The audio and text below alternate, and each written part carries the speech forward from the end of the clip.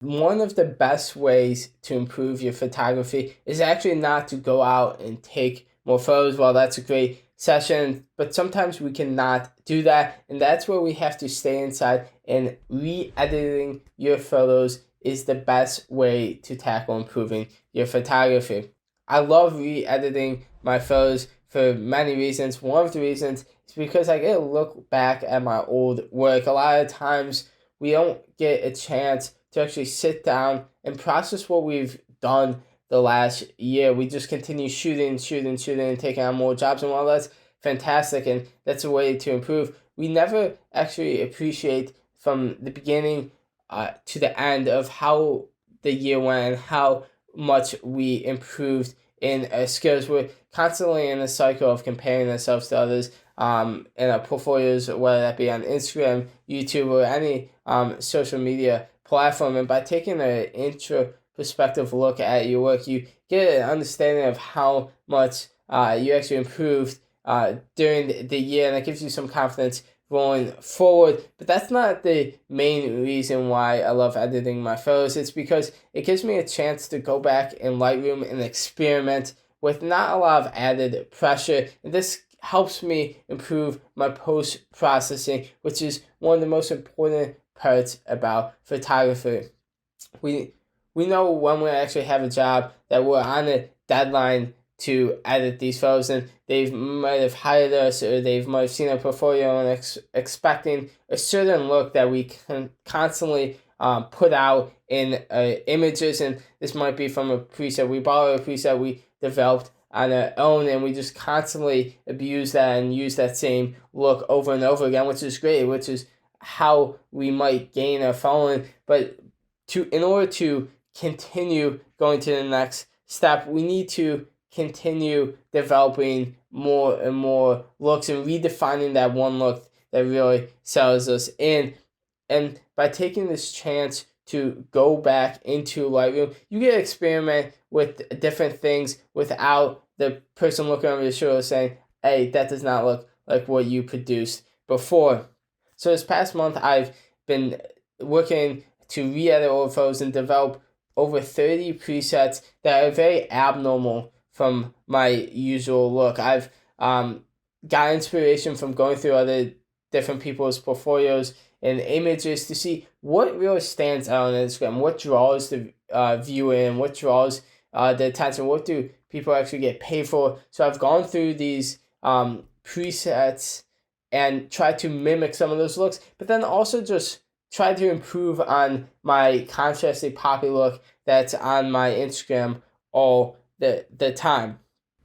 Through creating these presets, I also learned the intricacies of what Lightroom's tools have to offer and what they can actually do to your photos, how they can shape light, how they can draw the viewer into the subject. So I got a lot more advanced in my skills in Lightroom. That's why I think it's just absolutely so essential that people actually go back and try different edits. And that's why I found it as one of the biggest ways to actually improve your photography is continuing editing different subject matters, different photos, and specifically different styles of edits.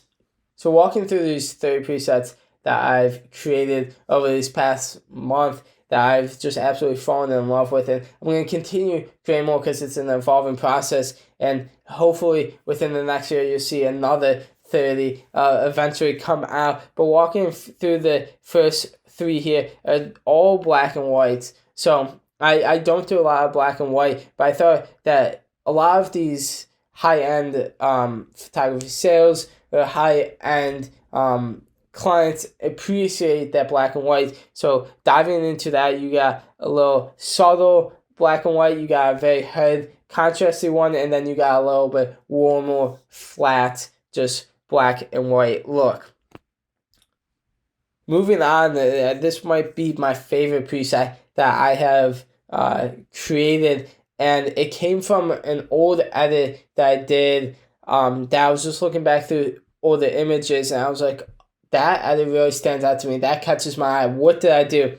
So I took the edit from that photograph, changed it up a little bit so it can be applied to a wider set of images, and it just the way it works, the light, the warmth in the top right, the darkness. It really just is a distinct style and draws the viewer in that can work for a variety of subjects, and it might be the favorite, best preset I've created. And it's just a bright poppy contrast that really draws you in. And then on the complete opposite spectrum from another photograph I added is the very just dull, not contrasty look, but still that bright, summery feel.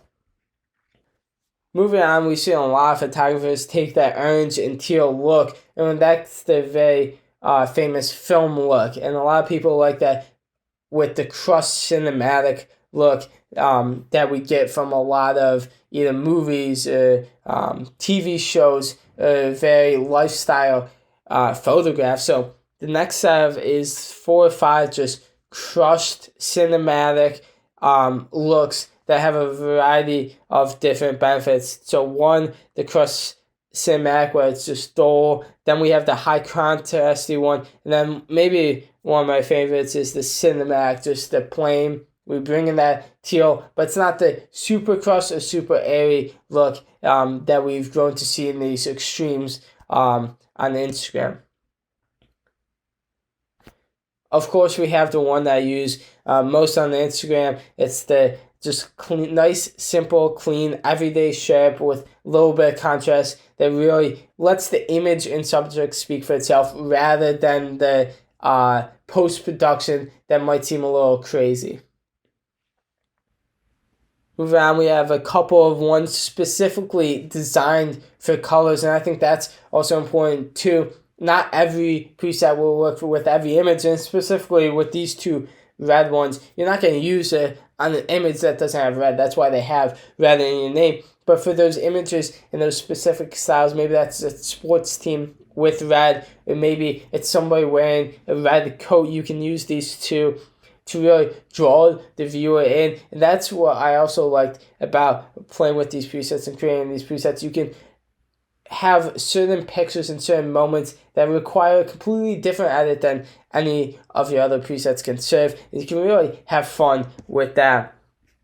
And then finally, we end it off with a bunch of street photography presets. And I talked about this a little bit in the last video, where one of the biggest ways to improve is actually practice other genres of photography. And I think the best one out there for many photographers is street photography. It's accessible to all. It has moving subjects, so you have to know your camera settings and get to really practice those in-camera techniques. But then it's also a unique genre where nothing stays the same. You always have different conditions out on the street. You have different people, and you can get a variety of shots. So that's why there's a variety of presets to serve that. And these might not be my favorite presets ever, but they were applied to some of my favorite photos and helping improve and get ready for this next coming summer where sports will be in full action. So that's the reason, after walking through all these presets today, that I think it's so important that you re-edit your photos.